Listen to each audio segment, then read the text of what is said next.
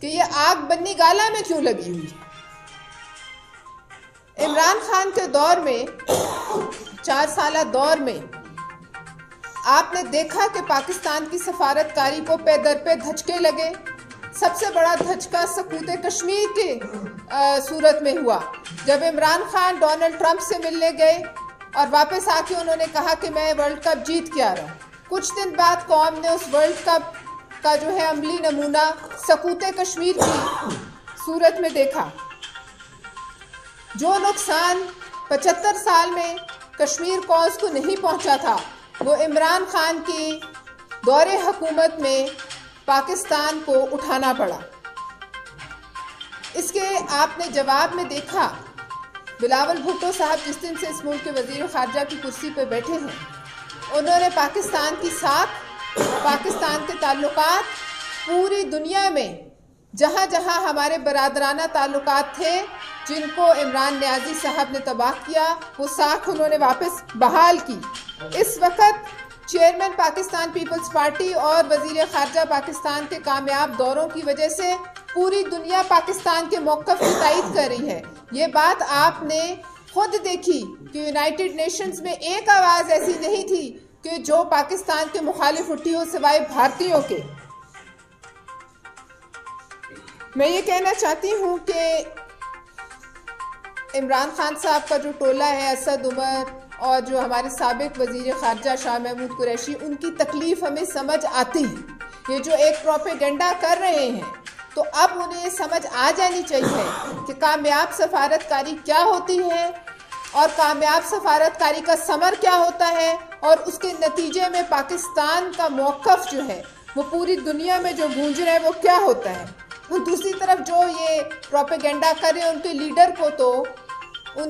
को तो खैर किसी ने क्या कहना, उनको तो फ़ोन सुनने को कोई तैयार नहीं था। ये वो हुक्मरान है पाकिस्तान के, अफसोस होता है कहते हुए कि जिनको चलते जहाज़ से एक और मुल्क के हुक्मरान ने ऑफलोड कर दिया था। तो लिहाजा अब चूँकि पाकिस्तान की साख बहाल हो रही है, तो इनकी तकलीफ़ जो है वो देखने वाली। मैं ये भी कहूँगी कि इमरान खान साहब के वज़ीर ख़ारजा शाह महमूद कुरैशी साहब, जिनको अभी ज़्यादा तकलीफ़ हो रही है, इमरान खान के दौर में उनके मुंह में रुई डाल के और उनके ऊपर सफ़ेद चादर डाल दी गई थी, ताकि कहीं भी पाकिस्तान के हक़ में जो बातें होनी चाहिए थी, जो करनी चाहिए थी, वो ना हो। जिस शख्स ने कहा कि मैं कश्मीर का सफ़ीर हूँ, फिर आपने देखा कि एक तरफ मोदी ने भारत में कश्मीरियों को सज़ा दी, मुसलमानों को सज़ा दी, तो इधर जो मोदी के बगल बच्चे थे उन्होंने पाकिस्तानियों को सज़ा दी कि जुम्मे के दिन आधा घंटा आप लोगों ने धूप में खड़े होना है। ये था कश्मीर का सफ़ीर।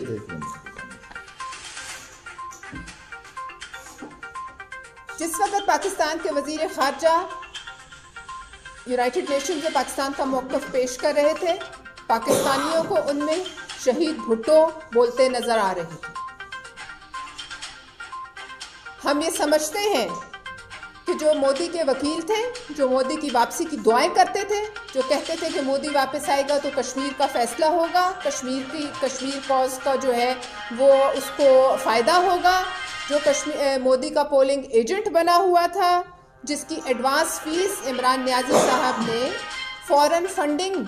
की सूरत में वसूल की। अब आपको समझ आई कि फॉरेन फंडिंग में भारतीयों को एक जमात से इतना इश्क क्या हो गया था कि उन्होंने भर भर के झोलियां जो हैं वो इमरान खान साहब को डॉलरों की दी। बकौल फैसल वाडा, ये तमाम लोग जो असद उमर और शाह महमूद कुरैशी चेयरमैन साहब के दौरों पर सीख पाए हैं और तड़प रहे हैं, ये वो सांप हैं जो असल में इमरान साहब की नाअहली पर नज़र जमाए बैठे हैं और इस ताड़ में हैं कि कौन सा वो वक्त आए कि इमरान खान नाअहल हो और ये शिकार गिरे और ये उनको डसे। लिहाजा इस वक्त पाकिस्तान के मौक़िफ़ के साथ खड़े होने की जो है वक्त है,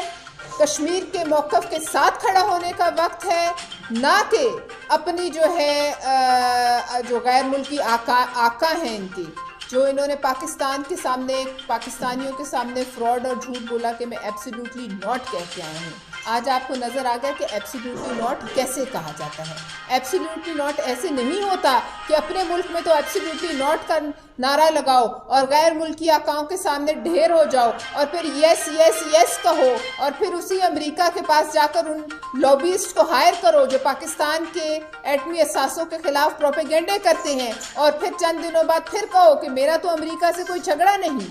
मैं तो फिर पर्चे लहराओ और कहो कि मेरे खिलाफ तो सारी साजिश ही अमेरिका ने की और अगले ही लम्हे जो है उनकी कदम बोसी करो। लिहाजा पाकिस्तानी कौम को समझ आ गया है कि एब्सोल्युटली नॉट ऐसे कहा जाता है कि एक बयान से भारत जो है वो नॉर्थ से लेकर साउथ तक जल जाए।